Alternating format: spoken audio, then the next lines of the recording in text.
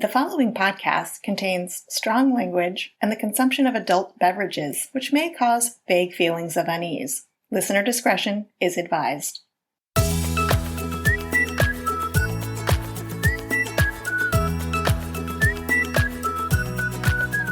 Welcome to the Fuck My Work Life podcast. Hey everybody, I'm Kay. And I'm Jay. And this is the podcast where we read your workplace stories to you. And riff. And sometimes you tell us your workplace stories. That's right. Because we are now having guests on the show. Oh shit, we fancy as fuck. Damn, we're like moving up in the podcast world. I think we are. We're gaining some good traction. Yeah. It's pretty exciting. It's been fun. And I'm super excited to have guests. Yeah, and it's really cool, like the pod family that we've made. It helps. It helps to, keep things moving. Yeah. I mean, it helps keep things moving, and it's just like they're just all really cool people. It's fun to know them. Yeah, they're really awesome. Fun to support their podcast. So throughout this season, we're going to be playing promos for other indie podcasts during the show. And like we said, we're going to have we'll have some guests that aren't also podcasters, but most of our guests will be other podcasters. Yeah. So yeah. We will have some live guests, like some of our friends come on and tell stories from their workplace pasts. And presents, maybe. Maybe. I know a lot of people aren't really into the telling. Yeah. But that's fine. Yeah, that's fine. We like all your stories. Yeah, we do. Okay, so, Jay, anything new in your world? I mean... No. Still painting. Yeah. Still painting, still working, still podcasting. There's not a whole lot. Yeah. My world doesn't take a lot of twists and turns. Yeah, that's what happens when you get old. And I fucking like it that way. It was a few weeks ago that we recorded our Season 2, Episode 1 episode. I'm trying to think if anything exciting has happened since then, and not really. We had a big barbecue for your birthday last weekend. Oh, yeah. That was fun, kind of a shit show. Yeah, but it wasn't as bad as I thought it was going to be. No, like it was a lot of fun. It was good to hang out with people and yeah, finally. Yeah, drink some beers, eat some good food. So I enjoyed that. Work is about to get real crazy for me, and I'm very sad that I'm not going to be able to listen to podcasts during the day at work anymore. Oh, that's true. And I want to cry about that real hard, because now I'm going to have to try to get in all my podcasts in the evenings and on the weekends. Yeah. But in order to deal with that depression, we drink because we work. What you drinking, Jay? Well, this is gonna... Well, no, it's not. It's fucking Coors Light. Yeah. I was gonna do the whole, this is gonna come as a surprise, but I think I've done that 6 or 7 episodes of last season. Yeah. People are gonna be like, oh, and people are like, yeah, that's getting old. Yeah, fucking Coors. Yeah, it's Coors Light. I am drinking what I like to call my gateway into beer. Which is Blue Moon. This was leftover. Someone brought this to the barbecue, and we had some leftovers. Most of my adult life, I hated beer. Yeah. Up until about, I don't know. 8. What were you, like a wine cocktail? More cocktails. I've never been a huge... Or were you shots? No. It was never... Let's do fucking shots. Shots. No. Sometimes I will do a shot under pressure, but I'm not the type to do shots all night long. I will be puking on the floor if I did that. Yeah. I'm a lightweight. It was mostly cocktails, but I went to some event 8 years ago, and they had Blue Moon beer, and I was like, well, I don't really want a cocktail. I'm going to give that a try. And I tried it, and I was like, it's not that bad. I didn't realize this is how stupid about beer that I was, because I'd tasted, Bud Light and Heineken, and I thought all beer was basically the same and just different brands. I didn't realize there were different types of beer that tasted completely... Yeah, that's definitely stupid. Yeah, I mean, yeah. So, yeah, I had a Blue Moon. I was like, oh, that's kind of nice. And it just opened my world into beer from then on. Beer's good. And now, I don't even like Blue Moon all that much, but it's drinkable. Yeah. It's okay. Growing up, my voice is very thick today. I don't know why. But anyway, growing up in Louisiana, our parents drank beer, but a lot of it was like malt liquor. Oh. So it was like St. Ides, Old English, like I've never some had any ghetto of ass those. malt liquor, and so I grew up, we would steal beers from our parents, or luckily for me, when I was in high school in Louisiana, at that time, Louisiana was the last state to go to the 21 drinking age. And when I was in 9th grade, it was 18. And I actually had a couple friends who were 18 in the 9th or 10th grade. Oh, wow. So, they weren't even seniors? Fuck no. Wow. And also, like, out here in California, you can go to school for 4 years and then you have to go to what they call continuation school. Yeah. In Louisiana, you had like 6 years to get your high school diploma. Huh. If you didn't complete it in 6 years, you had to get your GED. There was no continuation school. Yeah. Interesting. So, when I started high school, I already had friends that lived in my neighborhood that were old enough to buy alcohol, and we would skip school and go get 40s and just get fucking hammered during the day, and then get home from school and it was like, oh, we're taking a nap. The school was rough. Yeah. Hard day at school. School was tough. Yeah. But we also had to pay for it when the report card came. And it was like, oh, yeah, you didn't even get a grade in this class. Did you ever show up? You were never here. I still have those nightmares where it's the end of the school year and I'm like, I haven't been to class all year. How am I going to pass the test?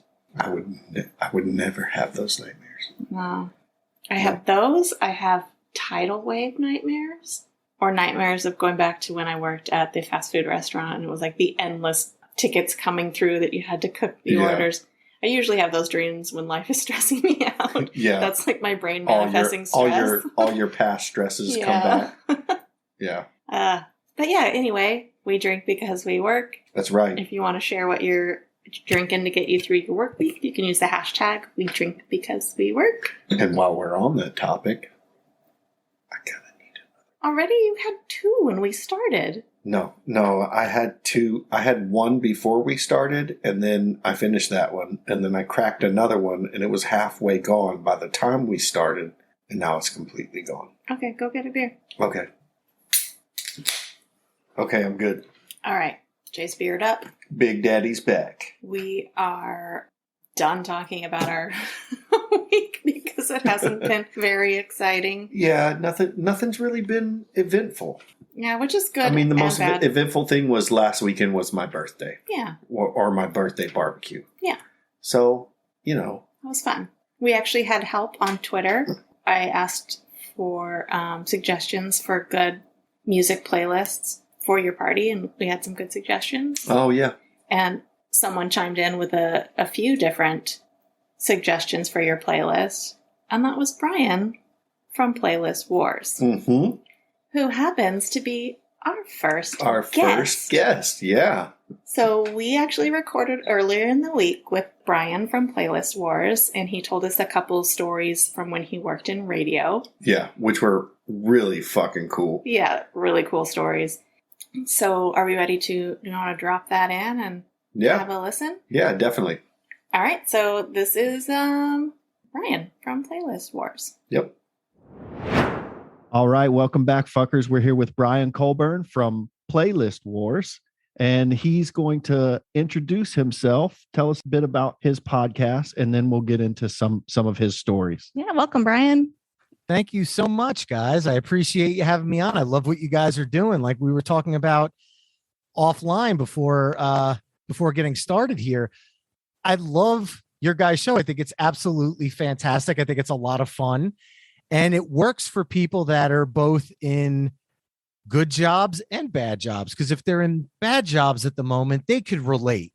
Yeah, for sure. If they're in good jobs, they'd be like, well, you know what? I'm pretty can appreciate. Thankful. Yeah. Yeah. Well, thank you. Newfound appreciation for what you have.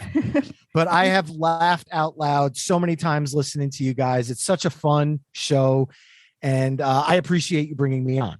Awesome. No So problem. like you mentioned, I am a co-host of Playlist Wars. We're a music podcast, and our format's pretty simple. It's myself, one of my best friends of 30 years almost, Gomez, and we bring on a special guest. And we each, for that episode, we pick a band, artist, or topic, and we each create a 10-song playlist that we personally feel best represents that band, artist, or topic. And then we have a roundtable discussion where we go through our 10 picks one by one and argue over which one of us got it right. Then we pass it on to the listeners, which we lovingly call the playlisters, because the people that listen to our show are people that love kind of putting together playlists. They're the people that burned CDs back in the 90s, or showing my age here, sat with the radio and recorded songs on blank cassette. That's us. So that's our people. Hours of the radio, so you can push that record button. Amen. And you don't want the DJ talking over the song, because then it's not a good recording. No. Yeah, and so then at that sorry, go ahead. I was just going to say, we love your show as well. Yes. I've been listening. Thank you. Great. Yes. It's a great podcast. We appreciate the heck out of that. We, at the end of the day, people get to vote for which one of us they feel got it right. And every 10 episodes, we have a episode where we go on and reveal the winners of each battle. And it's just a lot of fun. We have a lot of nerdery going on the show. I'm a big music dork. That's where all my world lies in. But Gomez is a big movie video game dork. So he likes coming at music from that angle, which is totally different. Yeah. And we got a little bit of nerdery for everybody. And no matter what you listen to or what your kind of art, the way you take it in is, we've got you covered. Yeah, I know. I thought I was a big Billy Joel fan until I listened to that episode, and I was like, I learned so much for listening to that episode of yours, and it was really cool. Yeah, our guest Melissa hosts a radio program up in upstate New York, and she is literally a Billy Joel encyclopedia. Like, you don't need to even look up things on Wikipedia. You could just ask her, and she knows the answer, and it's just unbelievable. Yeah, unbelievable. Amazing. So you came on to tell us some stories about your days in radio, correct? Yeah, I have some interesting tales. Now, I wouldn't put these under negative experiences. These were what I would call memorable work experiences. Okay. And they're not about coworkers. They're not about the place of business. Because I work in radio, I had the fortunate, if you're a people person like me, I was very fortunate to work in the division where the radio tours would come through. So anybody promoting a new book, movie, album, they would just stroll through the studios day in and day out, and our team would work with them. So everybody from Kiss to Slash to the Scorpions to, at the time, Papa Roach, all the big bands of the early 2000s and the ones that I idolized growing up would come through the halls. And one day I'm sitting at my desk and someone says to me, Hey, Brian, I need you to go over to Studio B because the guest needs something to drink. And no problem. I'm out of college here. So, they tell you that when you're done interning, that's when all that stuff ends. It doesn't, folks. But anyway. Still got to earn your stripes. Yeah. So I go and flick on the speaker so I can listen to Studio B just to kind of, so I know who I'm going to bring it to. And I turn the speaker on and I hear Elmo. So I say, okay, so the voiceover person for Elmo must be doing a tour. Let me go get a drink. So I go and I grab the water and I go walk back over to the studio and I open up the door. And sure enough, the Muppet is sitting in the chair waving at me. Oh my God. It's creepy. Behind the glass. And I'm looking at the engineer and I'm looking it through the window and there's Elmo waving at me. And I'm like, I said, got to bring the water in. I said, to the Muppet. And he goes, you got to go see the setup, go inside. So I go into the studio and Elmo's still talking to me and waving. And I'm I thought I was losing my mind.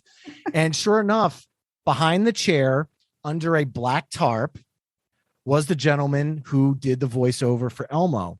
and he had a microphone and everything. And he was set up on the floor with a real microphone doing the puppeteering with a little camera that saw over what he was doing. So he could see into the studio. So he knew to wave at you. And the reason he does that is because when people hear that Elmo's going to be in the studio, they bring their kids, and they didn't want to ruin the magic of Elmo for these kids. So he actually hid behind the chair under a black tarp, a black, blanket or whatever. So he could do the performance. So people going in and out of the halls would be able to say hi and bring their children. So I thought that was just such a wild. Yeah, that's pretty awesome to like keep it real just in case the kids. Yeah. Yeah, the kids show up. So magical. Yeah, so I have a question. Did you get to tickle him? No, I did not. But man, if you remember our childhood, Lisa from Sesame Street was there with him on the radio tour. If you remember Lisa. And when I walked in, I'm like, oh my God, it's Lisa. I said, this is going to sound really creepy because we just met, but can I give you a hug? And I need that from like my inner child. She stood up, no problem. And she gave me a big hug, and I got a picture with her and Elmo in between us waving. Oh, that's really awesome. Cool. That was a lot of fun. So awesome. So the other story I have was one that, being a music nerd, I always thought was strangely inspirational. And I guess I just better just tell the story, because to try to explain the background of why I'm a music nerd, I can go on for hours, and you guys have more important things to deal with. So I am carrying a stack of tapes because kids back in the day, not everything was digital. And we actually had reel-to-reel tapes that we would record studio sessions on and then edit them using a razor blade and cutting the tape and actually taping it together. Wow. And I got into the industry right at the crux of when it was going from tape to digital. So I got to kind of see the whole transition. But I'm carrying a stack of about 30 of these tapes, and it's up to about right where the bridge of my nose, just so I could see over, and I'm walking them down the hall. And my boss calls me. So I turn around and I'm talking to her. And as we're talking, I'm stepping slowly backwards and just, I'll take care of that after that. And next thing, I feel a big hand on my shoulder. Whoa, son, slow down. And I wasn't walking fast, but I turn around and BB King is standing in front of me holding Lucille in his hand. Oh my God. Wow. And my jaw's on the ground, and he looks me dead in the eye and he goes, young man, he goes, if you would have bumped into me, I would have fallen down. I would have gotten right back up. But poor Lucille over here does not know how to brace her falls. And I sat there just with my jaw on the ground, and I said, Mr. King. And I said, Lucille, my sincerest apologies. And I'm staring at him and the guitar going back and forth. And I put the tapes down, and I said, this is going to sound so strange, but can I just, and I put my finger up. He goes, gently. And I got to just put my finger. So I got to take in Lucille's energy for a brief second. Wow. And that was just one of the most surreal days of my life, because that was a brush with greatness that could have ended very poorly had I took one extra step back. I would have dropped all of those tapes once I turned around, just in shock. That's amazing. Yeah, that's pretty cool. Thank you. Two fun stories from my nerd days of radio. I'm sure you have a ton more, but thank you so much for sharing those with us. Yeah, we definitely, I appreciate it. We talk about them a lot on Playlist Wars. So if you pop on over and ever check out a show after you listen to this, after you finish the episode, obviously, we would love to have feedback from new listeners and hear what they think about the playlists we're creating. Yeah, definitely. Everyone go listen to Playlist Wars. It's really good. I think, which one were we listening to? Was it the road trip? Yeah, the road trip we one. were listening to the road trip one.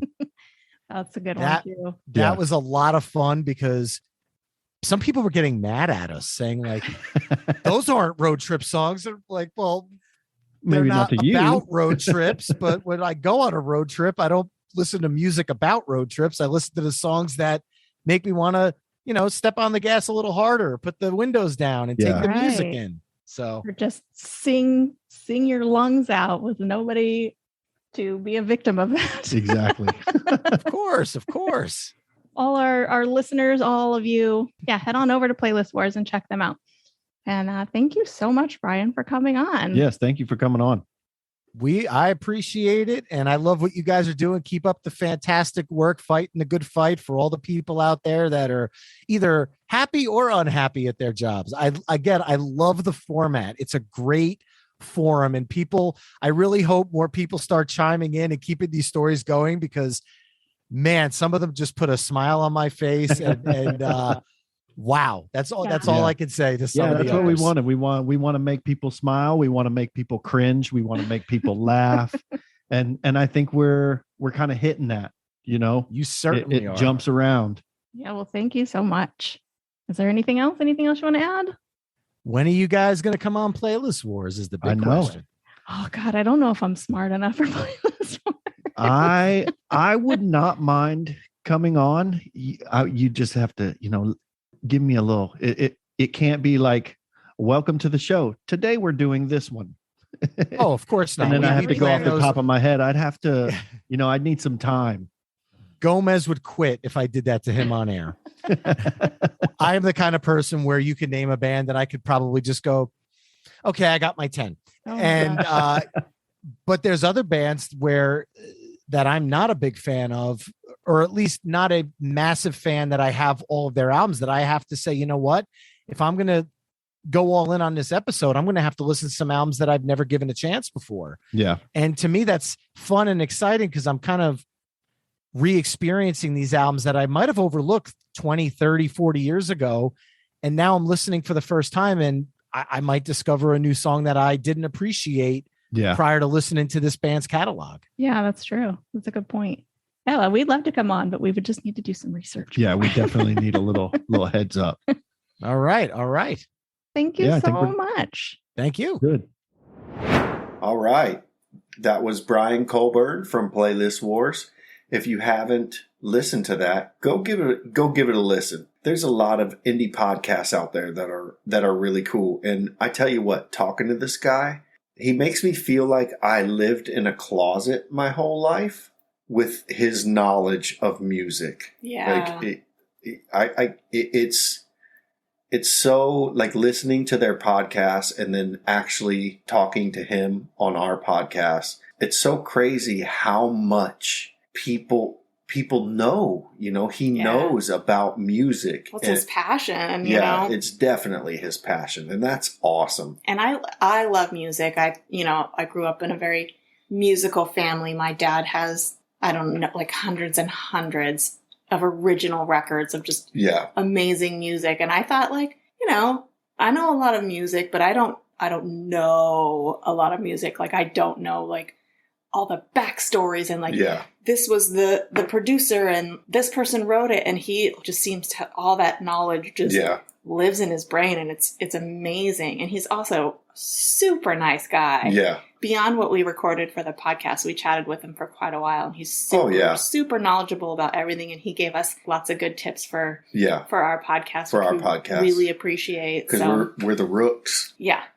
We will link to their podcast in our show notes. Yep. And you can also check them out at Playlist Wars on Twitter. So thank you again, Brian, for joining us earlier in the week and sharing your stories. We really appreciate it. I do want to say, part of our conversation with him after we stopped recording was, I forget how it started, but we got on the topic of how at the end of your workday, no matter what you do, what kind of job you're in, when you finish your workday, you should just stand up. Oh, yes. And applaud. Yes. So we were he was talking about how he's not big on flying. Right. Yeah. He was talking about how he's not big on flying. And, we got into this conversation about flying and how he was really nervous on a flight. And I asked him, I was like, are you one of those people who claps for the pilot when they land? Yeah. And he was like, no, I don't do that. And I was like, yeah, I don't either, because no one claps for me when I finish my job at the end of the day. So we thought we should start that movement. Yeah, we definitely should. At the end of your job, just stand up and start clapping for yourself, for your coworkers. Or when you see someone leaving work, just stand up and give them the slow clap. Yeah, because when football players make a touchdown, they get an applause. When I do something good at work, nobody says shit. I I think we should all start clapping for each other. I think so. I think it would make work so much better on so many levels. When I hit that clock out button. Yay, Jay! I should stand up and have like 10 people around me go, good job, buddy. Yeah. You fucking did it. You're the hero of the day. That's right. We should all clap for everyone. Because, everyone's just trying to get by. Yeah. I think it would make that would be awesome. Work. Let's start this movement, everyone. What can we hashtag this? Hashtag clap for the little guy. I mean, that could work. Or like clap for the peon. Yeah. Most people in their 9 to 5. Workers. Yeah. Clap for the workers. I don't know. If you guys have a suggestion for that hashtag, just let us know. Just let us know. But yeah, I think it would just make work life so much better for everyone. Knowing at the end of the day, you're going to get a fucking standing ovation. Exactly. Just for doing your job. Right. Anywho, drink. Cheers, babe. Cheers for anyone who's... cheers, Kay. You can call me babe. Cheers, Booba. Cheers, wife. Okay, let's just drink. All right, fine. Well, I've had a couple beers. Yeah. If you are new to this podcast, if this is maybe the first episode you are listening to of ours, we have a little drinking game. Yep. If you hear us say anywho, yep, you take a drink. Isn't there another one? Is there? I think Oh, yes. But I tend to cut those out in the editing if I can. Well, I think when we first started, you would say a lot because of the nerves. The nerves and the jitters of recording. And now you don't really say it too much. I still do sometimes, but definitely not as much. I also don't go through nervous burping fits before we start recording. That's fucking great. Those are the best. We're about to record and she's like, so I think we should wait, hold on. Wait, hold on. It was so weird. It was like right before we started. It was definitely nerves. Oh yeah, it was nerves. I've kind of gotten over that. I don't have nerves talking on the microphone. Yeah, okay. You don't, really. So we've got a couple listener stories for you today. Would you like to read yours first, or would you like me to go? Why don't you go first this time? Oh, okay. So my first story is called The Incident. Many years ago, I got a job doing admin for an unnamed government regulator. I must have got hired by mistake because there was literally nothing for me to do all day. And for the first few months, I idled away my time reading things, people watching, and generally trying to look busy. The office was unbelievably dull. Most people were a lot older than me, had no particular interests or hobbies to talk about. Is this like a fucking pod people? What do you do? Office? I crochet. Hey, there's nothing wrong with crochet. I just pictured just everyone in just all gray. Yeah. Just nothing. What was it? Hello. The greater good. Blah, blah, blah. Had no particular interests or hobbies to talk about, and it felt like some sort of automated assembly line where nothing ever happened and nothing would ever disturb the peace. Until one day... Oh, shit. Dun, dun, dun. I first found out about the incident when I bumped into a colleague in a corridor and noticed that she looked visibly shaken. I asked her if anything was wrong, and she said that she'd just been in a meeting where she'd heard something awful. I pressed her for details, naturally. She said that she couldn't speak about it, that it was so bad that no one in the meeting were supposed to disclose the details. Dun, dun, dun. It looked like she wanted to get the juicy gossip out in the open, so I kept trying, but she insisted that she couldn't say anything and went away. Damn it. I hate when that happens. No, I can't say... No, I can't... You know your next couple sentences... your next couple sentences are going to be her telling the story. You're going to be like, okay, you can't tell anyone I told you. Yeah. But... Yeah. 2 weeks passed. I nearly forgot all about the incident. Had someone been injured at work? Killed? Had someone been sacked for saying something rude? I like how we went from killed to fired. Being fired. That's the progression. Yes. Well, you got to kill before you get fired. That's true. And then, over the course of a week, the murmuring started about the nature of the incident. They started as vague rumors swirling around the apparently boring office. There had been an affair between two co-workers. Ooh. Well, these things happen. I was surprised that anyone had the energy in this stultifying environment. I have to look up that word. Yeah, we're good. We're just going to go past it. Stultifying? I'm guessing it means like stifling? Boring? Yeah. That's what I'm thinking. Words are hard. Words are hard. Then rumor had it that it wasn't an affair at all. It was a casual hookup. Some were embarrassing. Had they been caught? At this point, I realized that this was what my colleague had heard discussed at the absolutely top secret meeting, and decided to interrogate her for details. I knew this place wasn't dull. I sought her out and demanded corroboration of what I'd heard. Yes, she said, that's sort of what happened, but also not. She said that what had happened was that there were 2 coworkers who had been secretly liaising for some time at the office itself. It had emerged in the course of investigation that they had barricaded themselves in a disabled toilet to really get it on together. Clearly, being in the office was part of the fun for them. But what had really been their downfall was the incident that had caused the high-level meeting. I'm sorry, I just have to cut in. There was an investigation? Yeah. By investigation, do they mean someone walked in? It's probably someone found out, heard the rumors, and they had to investigate, like HR or... Okay. But what had really been their downfall was the incident that had caused the high-level meeting. What had happened was they had decided to go one step further and have sex outside the office. Presumably, this was in a hedge or something, because there were ground floor windows on every side of the office and they would have been seen. Nice. It just sounds uncomfortable. Yeah. Like sticks and prickly stuff in places where you don't want sticks and stuff. Sounds pretty prickly. Yeah. In the end, they hadn't been seen by anyone from the office at all. No.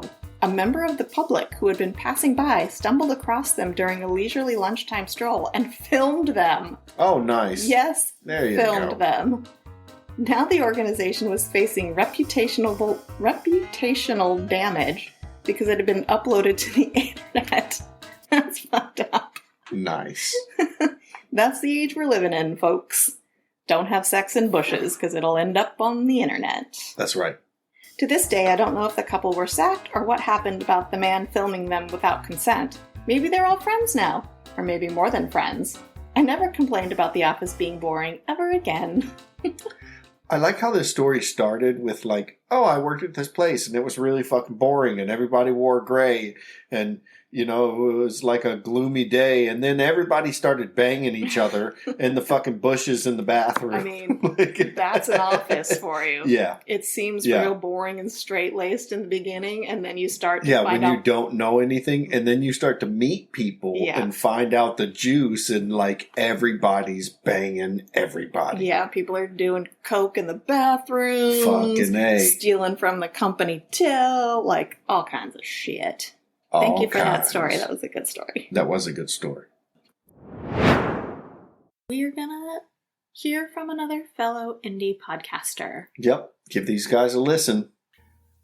In a world where knowledge is king, 2 men will strive to...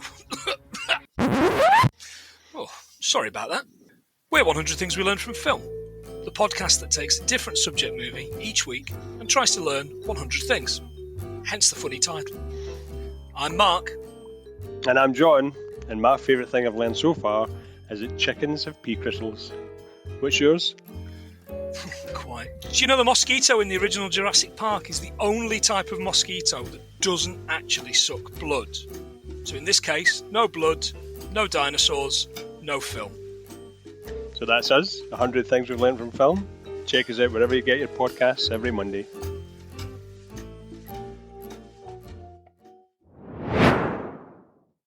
I have another story.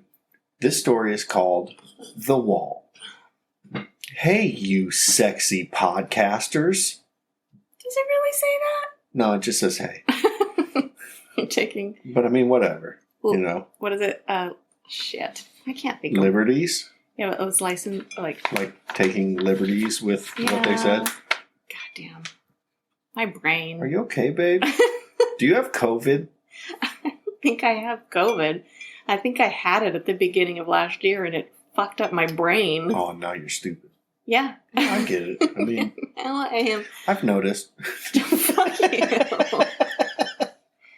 I am fucking dumb now. Okay. This one is called The Wall. Hey, just thought of another pseudo work story from my college days. I worked at the campus auditorium. I did various backstage things, hung lights, polished stuff, cleaned things, etc. But I usually would run the light board on Thursday nights for a group called Brothers and Sisters in Christ. Yep, if you didn't catch that, they called it basic. Do they all drink pumpkin spice lattes? Probably. Basic. I wonder if they realized that. Oh, I'm sure they did. No, they called it basic. We're basic. Yep. Essentially, they would sing and have a worship service, then go to the bars and get drunk off their ass and hook up with each other. Yeah, that sounds about right. That reminds me, real quick, I'm going to cut in here. When we were kids, my parents decided to be born-again Christians for a short time. Whatever religion you are and want to be, that's your choice. But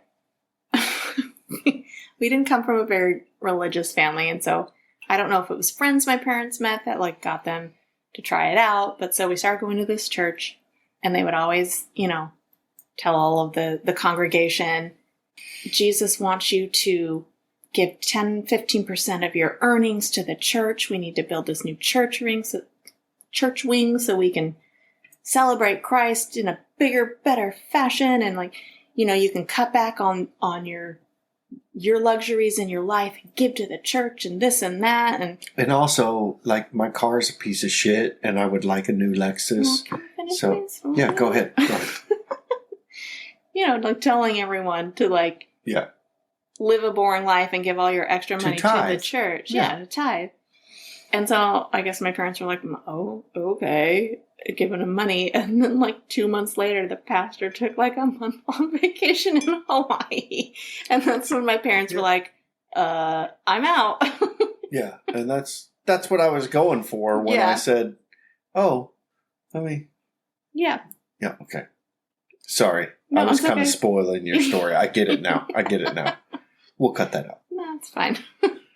But yeah, so then they gave up on church at that point, and we never went back. Well, at least they gave up at that point. True. And didn't drag it on. Yeah, I think it only lasted maybe a year. I was very young, so I don't remember the exact timeline. But again, whatever your religious choice is, that's good for you. We're okay with that. Not for me. We're okay with that, too. Yeah. Okay, back to the story. Yep. Essentially, they would sing and have a worship service, then go to the bars and get drunk off their ass and hook up with each other. Meh. Who am I to judge? I would sit in the light booth and watch Friends on the TV and wait for the stage manager to give me light cues. It was fine.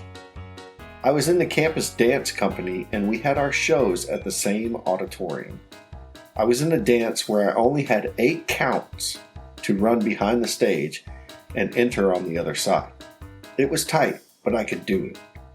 Well, during dress rehearsal at the auditorium, I exited the stage and went to run around the back and ran into a cement wall I thought I had cleared. Oh, no. I straight up knocked myself out. Oh, no. I woke up. So, I'm sorry, before I keep going, what are counts? So is that the beats of music, 1, 2, 3? Yeah. So any kind of dance routine is broken up into counts of 8. So when you're learning the steps, it's 1, 2, 3, 4. So it's it can either go to it can go to the beats. It can go to any kind of yeah, kind of I guess kind of like a metronome type thing, but for dancers. Yeah, I got you. Because I remember in music class when I was in high school, it was 1, 2, 3, 1, 1, 2, 3, 2, 1, 2, 3, 3. Yeah, so dancers, for some reasons, it's usually counts of 8. Oh, so they go all the way to 8? Yeah. Okay. Yeah. I woke up to everyone standing over me and started to laugh hysterically. Well, that's good. Mm-hmm. Good friends. No, I don't think they were saying they were laughing. I think this person woke up laughing and started to laugh hysterically. I even had to fill out an accident report that said my cause of injury was ran into wall, hit head. Pretty straightforward. The next Thursday, I went into work for basic, and the guys had taken glow tape and written wall and put a big X where I hit my head. It stuck with me till I graduated. My friend took over the company while she was in graduate school and would tell my story at dress rehearsals. She told me the glow tape stayed up for years until they remodeled the building. I went back to visit the company once, and one of the members asked if I was Wall, in quotations. So that became their nickname. Wall. I still have a framed black piece of paper with Wall written on it they gave me at graduation. What can I say? I'm a famous klutz. Ow. Yeah. I was in quite a few dance productions throughout high school and some of college, and yeah, I get that. Like, sometimes you have to like run back and change really quick, and there's so many accidents, like 2 people running like head on into each other, like backstage, and lots of injuries, twisted ankles, and one girl gave blood the day of a show. Oh, there you go. And I guess didn't realize that she was anemic or something, and was on stage dancing and just started bleeding out of the site where they took blood, and it's just bleeding all over the stage. And it's just like, oh, yeah. Dancing is dangerous, y'all. That's right. I was in one play in I think it was the 2nd grade. It was Alice in Wonderland. Mm-hmm. And that's the same play your nephew was in. I had such stage fright. I don't even remember what I played. Yeah. I don't even remember. But I had such stage fright. I was out there with other people, and I just stood there because I had such stage fright. I stood there, and then when our part was over and everybody went off the stage, I looked around and didn't know where to go and went the wrong way and had to be led, ushered off the stage. And that was the last play I was in. Aww. Thankfully. That traumatized you for life? Oh yeah. Yeah. Aww. For life. Even now, I could not imagine getting up on stage in front of people. It wouldn't happen. Yeah. I wouldn't do it. I just wouldn't do it. It's fun. I did it a lot. Yeah. But I'm also a very shy person. But I think it's which is different. Weird because I'm not a shy person. But it's different. Dancing in front of a crowd, it's fine. You're just dancing. When I have to speak in front, one of the main reasons I didn't finish college was because speech class was a requirement, and the thought of that fucking terrified me. Speaking in front of even 20 people. Yeah. Terrified me, and now I do it for my job. Well, I mean, that is weird because for my job, there was a while where I would give presentations, and I was fine at it. Yeah. It wasn't a big deal.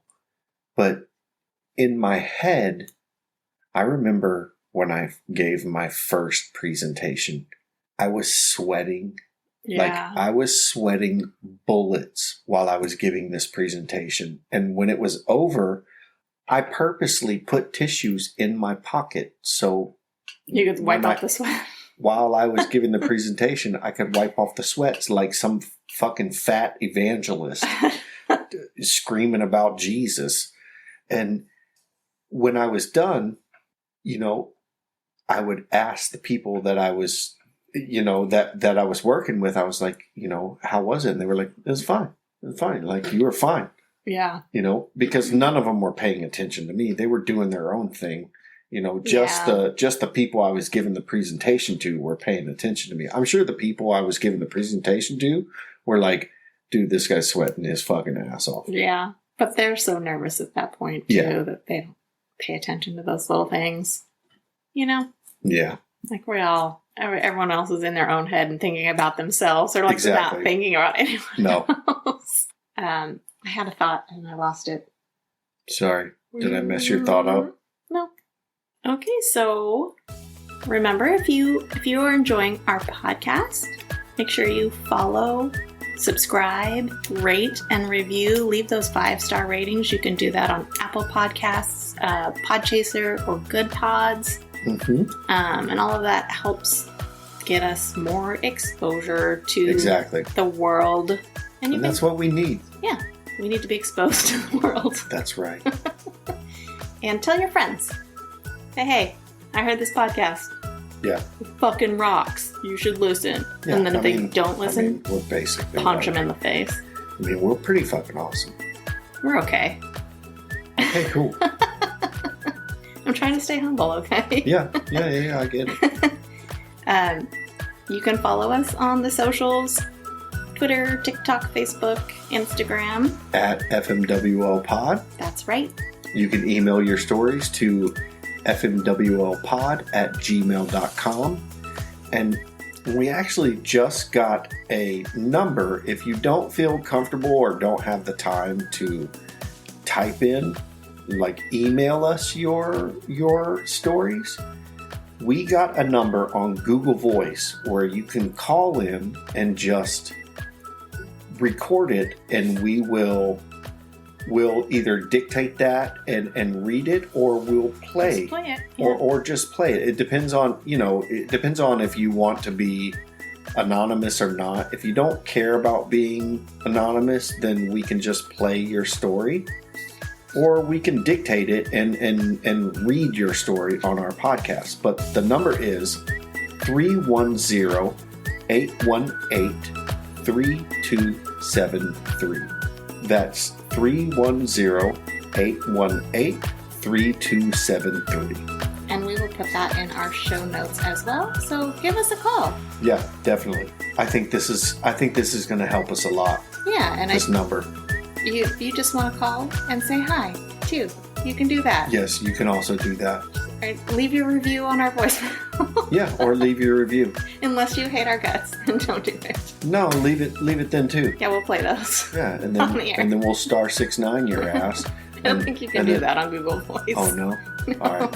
Well, I guess we won't do anything. We'll just listen to it and then go cut ourselves. Do people know what *69 is? Is that just a landline thing? Well, I think a lot of people who listen to us know what *69 is. the Gen Xers. Yeah. Yeah, so give us a call. Share your stories. If you'd like, I would say, let us know beforehand.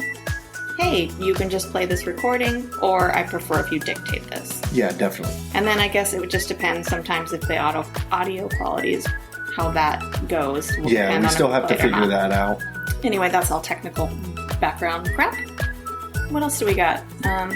You can also support us by buying us a beer at buymeacoffee.com/FMWLpod, and that money will go back into the podcast. Maybe get us working on some merch, or get us some new equipment so we can expand and have some more guests. But yeah, anything that you do to support us on buymeacoffee.com goes back into the pod. And if you don't want to support us monetarily, which we completely understand, just tell your friends, spread the word. Yeah, definitely. I mean, that's the biggest way to support us, is to tell your friends and spread the podcast out there. But, I mean, if you want to give us money, just say so on the message boards, and I'll give you my PayPal. The message boards? Yeah, I mean, whatever that is. The social medias. Social medias. The interwebs. Yeah, the tic-tac. And as always, make sure you're supporting those indie podcasts out there. Yes, definitely. There's so many. You can hear them in our shows. Like I said, we're going to be playing promos for one of those shows throughout this season. Yep. And you can, like, if you go to our Twitter and you look at our follows, most of our follows that we follow on Twitter are indie podcasts. And they're all doing some really amazing things. So go check them out. And until then, we'll see you next time. See you next time. Bye, everybody. Bye. Bye, fuckers. Bye, fuckers.